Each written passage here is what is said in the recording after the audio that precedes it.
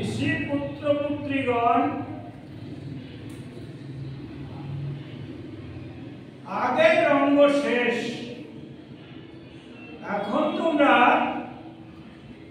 যা শিখেছ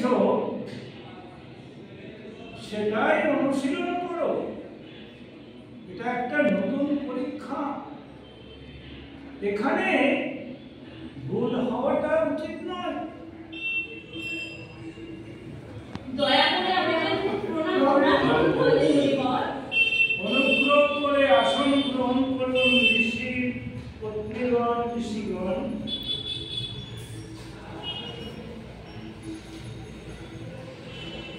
সর্বদা স্নেহময়ী হন।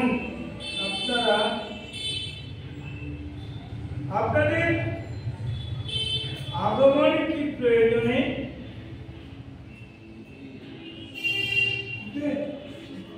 নাট্যশাস্ত্র বিষয়ে বেশ কিছু প্রশ্ন আমাদের মনে জায়গা করে নিয়েছে, তাই আপনার কাছে এসেছি। আপনি এই সঠিক উত্তরটা বেছে নেবেন।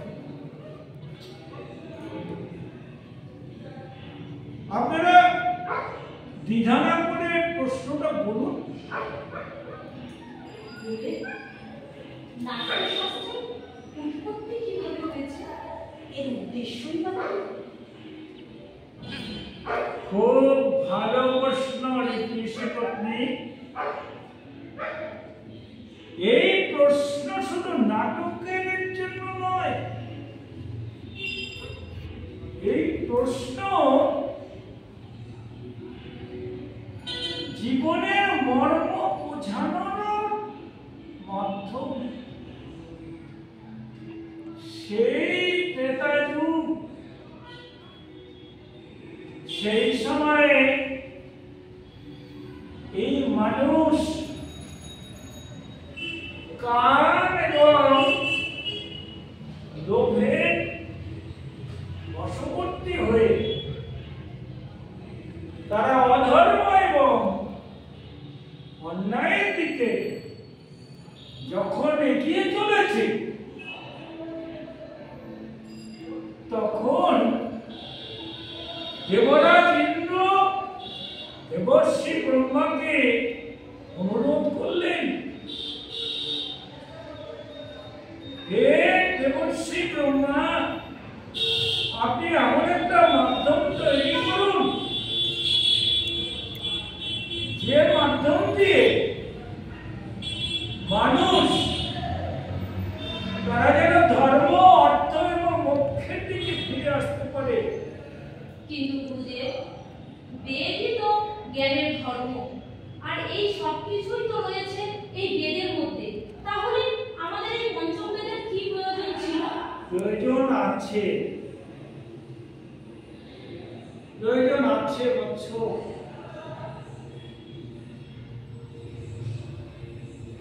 তার কারণ হলো এই চার বেদের মধ্যে যে জ্ঞান ভান্ডার রয়েছে, সেই জ্ঞান ভান্ডার আমরা গ্রহণ করতে পারছি, কিন্তু সাধারণ মানুষ ওটাকে গ্রহণ করতে পারে না। তাদের গ্রহণযোগ্যের জন্য কোন মাধ্যম প্রয়োজন। সেই মাধ্যমটা হলো এই নাটক।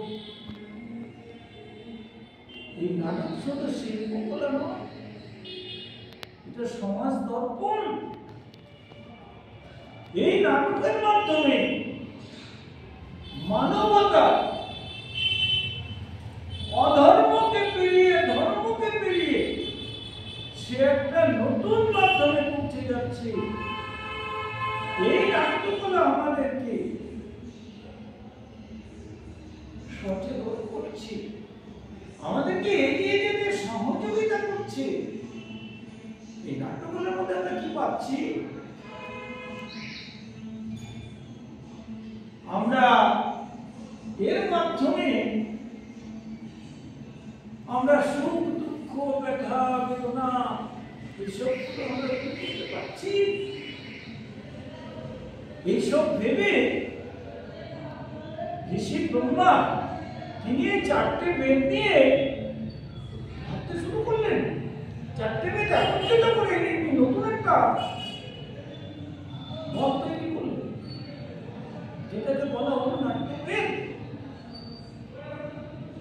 এই চারটি বেদের উপাদান কি গুরুদেব?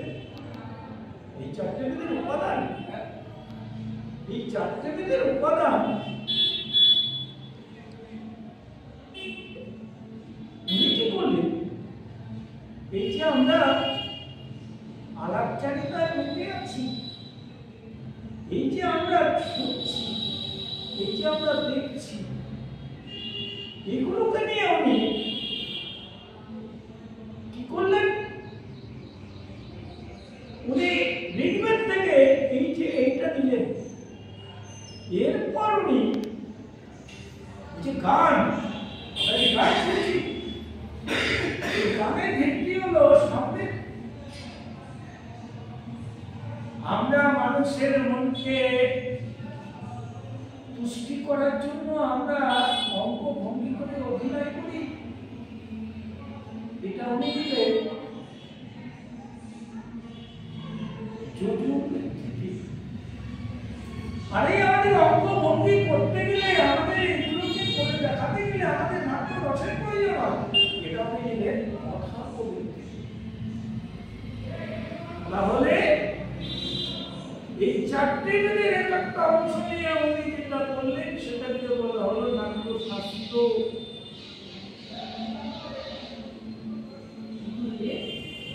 তাহলে এই নাট্যশাস্ত্র শুধু দেবতাদের জন্য নির্মাণ করা হয়েছে? না, না, অসুররাই প্রশ্ন দেবর্ষি ব্রহ্মাকে করেছিলেন। দেবর্ষি ব্রহ্মা তার উত্তরে বলেছিলেন, তা কখনোই নয়,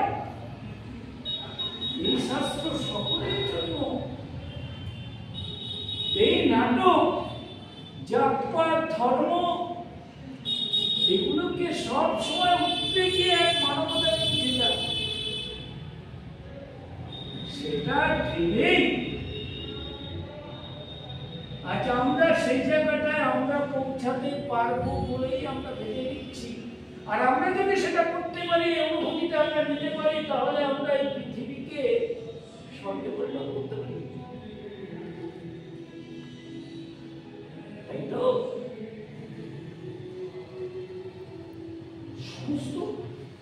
সমস্ত জাতি অন্তর্ভুক্ত এই নাট্যশাস্ত্রে জাগতিক অজাগতিক, লৌকিক অলৌকিক, প্রাকৃতিক অপ্রাকৃতিক, সমস্ত এই নাট্যশাস্ত্রে। একদম ঠিক, ঠিক বলেছেন ঋষিগণ। এই নাট্যকলা এমনই একটা শাস্ত্রের কথা, সমস্ত কলাকে এক জায়গায় করে সেটা যেন উৎপত্তি বা সমস্থল। একদম ঋষি করতে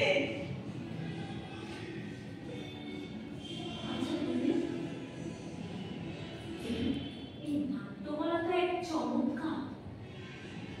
তাহলে এই নাট্যকলা চর্চা করা এক মানুষ শরীরে শ্বাস নেওয়ার মতোই তো বুঝতে পারি।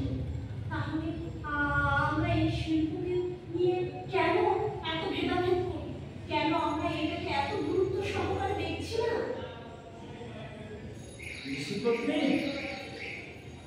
তার কারণটা হলো আমরা শিল্পী, আমরা রীতি নির্ধারক নই। আমাদের কাজ শিল্প কর্ম তৈরি করা, সেটাই আমাদের ধর্ম। নীতি নির্ধারকদের ভাবতে হবে এই শিল্পী শিল্পকে নিয়ে পরীক্ষা নিরীক্ষা করার জন্য তাদের উপায় এবং সুযোগ করে দিতে হবে। এই নাট্যকলাকে নাট্যশাস্ত্র বলতে চলবে না, এটা আমাদের সমাজ দর্পণ। আমরা এর মাধ্যমে আমরা দেখতে পাই, আমরা এগিয়ে যেতে পারি। সেই কথাটা যে সমস্ত মানুষগুলো দুঃখ কষ্ট পায় তাদেরকে বোঝাতে হবে, তার মাধ্যমে নাটক সেই নাটককে নিয়ে আমাদের এগিয়ে চলতে হবে। নিঃসন্দেহে গুরুদেব, শিল্পীহীন সমাজ পশুদের সমাজ।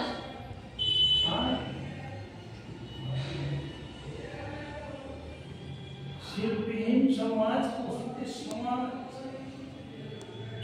এই শিল্প শিল্পীর কথা ভেবে, তাদের পথ দেখানোর কথা ভেবে, তাদের প্রাপ্তি ভেবে আমি আশা প্রত্যাশা নিয়ে এই নাট্যশাস্ত্রকে আমি বলেছি পঞ্চম বেদ।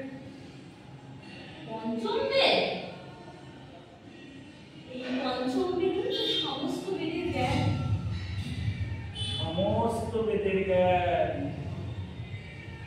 ঋষিবর ঋষিপত্নীরা আপনারা বুঝেছেন, ধরে নিয়েছেন। তাই আমাদের এই নাট্যশাস্ত্র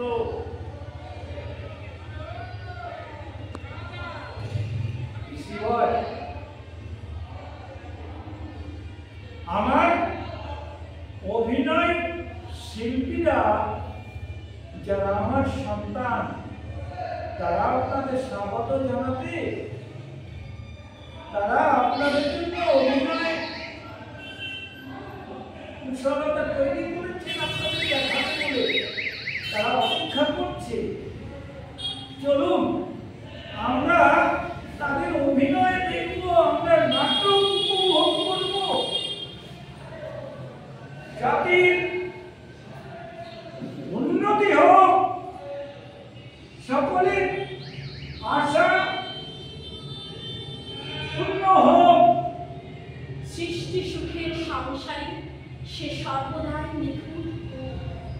পৃথিবী সর্বদা ফুলে ফলে বিকশিত হোক। উপরের আকাশ পরিচ্ছন্ন হোক। সজ্জনেরা সর্বদা নির্ভীক হোক। দুষ্টের বিনাশ হোক।